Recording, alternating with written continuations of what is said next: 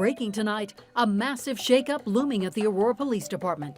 Denver 7 Investigates has learned Chief Vanessa Wilson is on her way out. Moving out of Denver, the outdoor retailer trade show is going back to Utah, despite calls for boycotts. We're shocked and disappointed. What this means for the Mile High City and what we're hearing from inside the industry. A real pickle. The court should be saved for real criminal matters, not for matters like this. A man draws a pickleball court and finds himself drawn into a criminal one as well.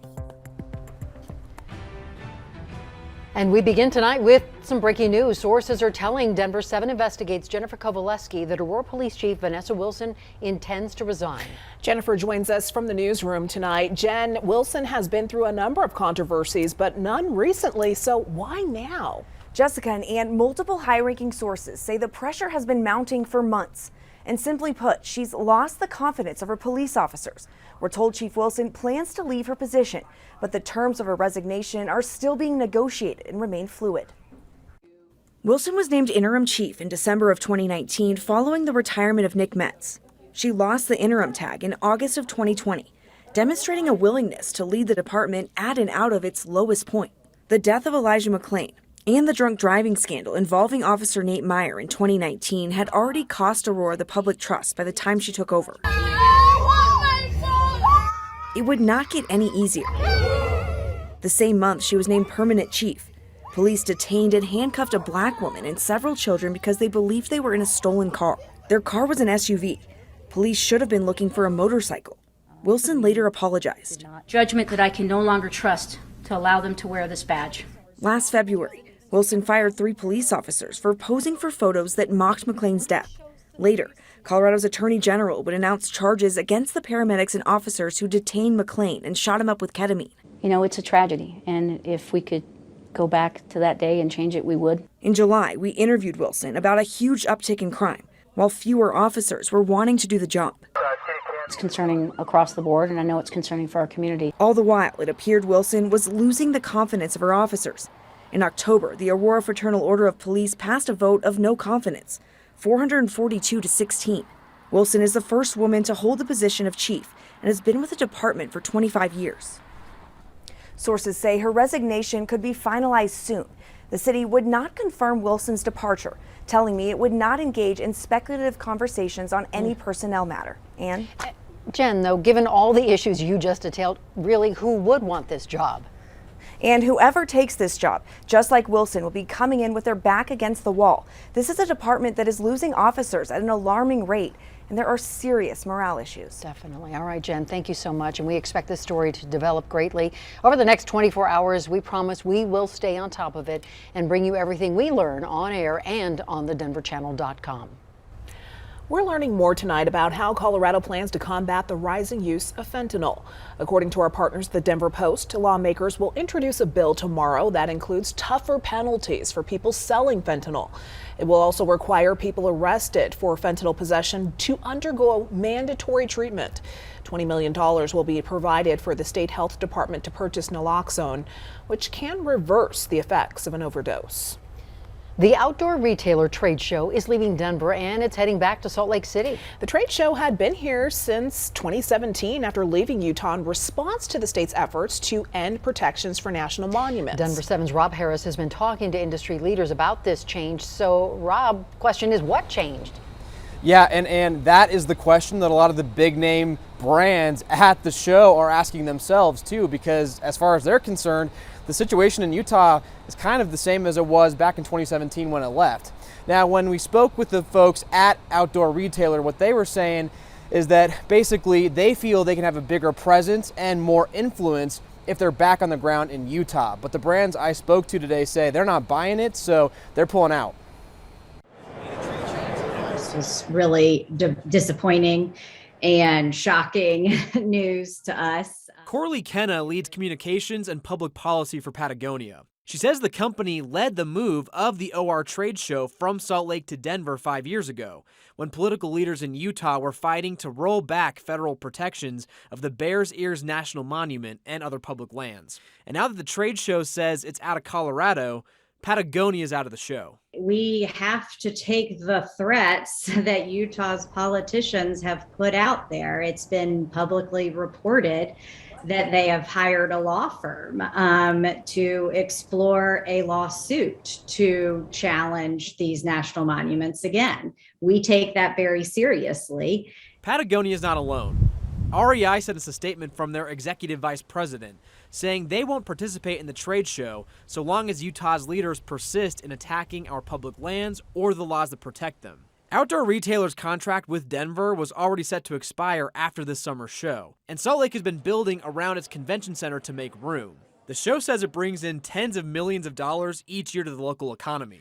Outdoor Retailer did not talk to us on camera today, but in an open letter on their website, they say they're going to push back, not pull back, and they're promising to give money to protect public lands in Utah. Unless changes come from the top in Utah, though, they'll be doing so without some of their most recognizable brands. Patagonia is disappointed that the owners of Outdoor Retailer are blatantly ignoring the indigenous people, the local activists who have been spending years to protect wildlands in Utah.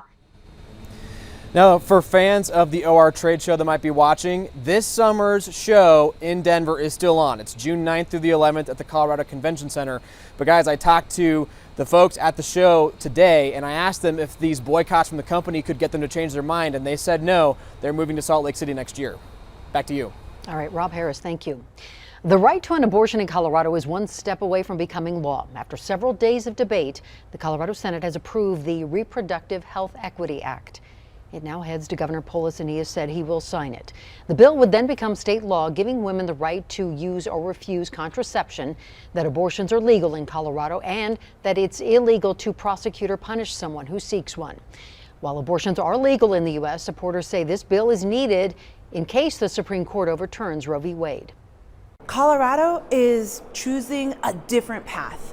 We are saying that we are going to respect the fundamental right of a pregnant Coloradan to either choose to carry that pregnancy to term or access abortion care.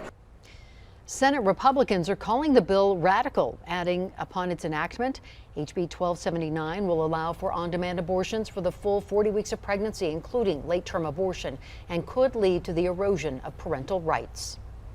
Remembering a trailblazer, Madeleine Albright, the first woman to ever serve in the as a U.S. Secretary of State, has died at the age of 84.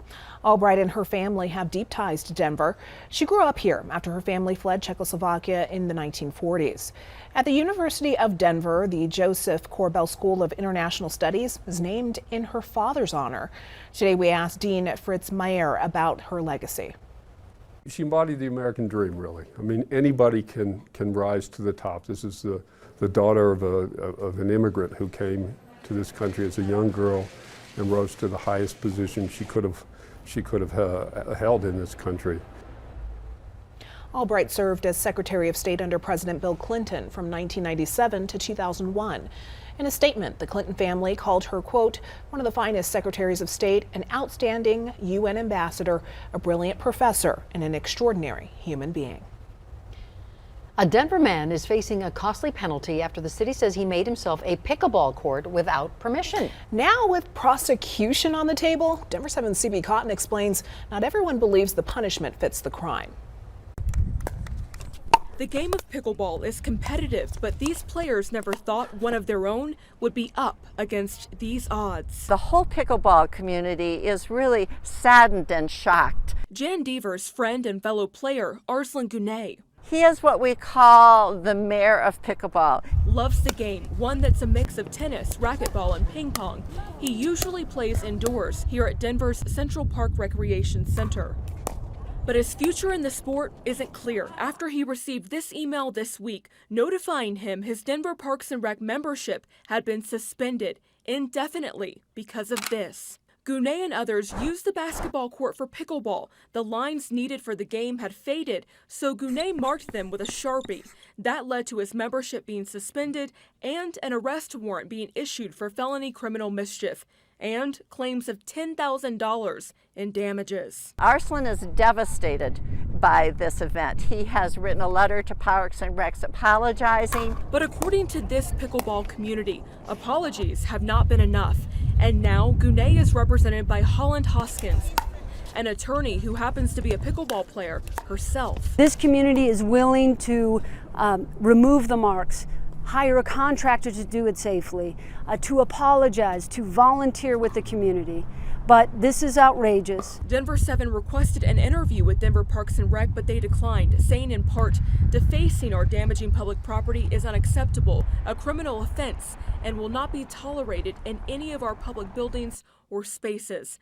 Now, Hoskins is trying to get the arrest warrant turned into a court summons because she and others feel these odds are cruel and unfair. The community wants answers, but we want to sit down and work this out, reach a resolution. This was an incredible misunderstanding and a mistake. It was not a crime. Arslan had no intent to damage. In Denver, I'm CB Cotton, Denver 7. Temperatures warming up nicely tomorrow, but this is just the beginning of a huge warm-up headed our way. I'll have your complete 7-day forecast in a few minutes. Calm in a scary situation. I wanted to pass out, but I didn't. I just hugged my mom. A young girl recognized for her bravery, getting her siblings to safety. Plus, a sad sight for Rockies fans. We hear from Trevor's story as he puts on a different team's jersey for the first time in his career.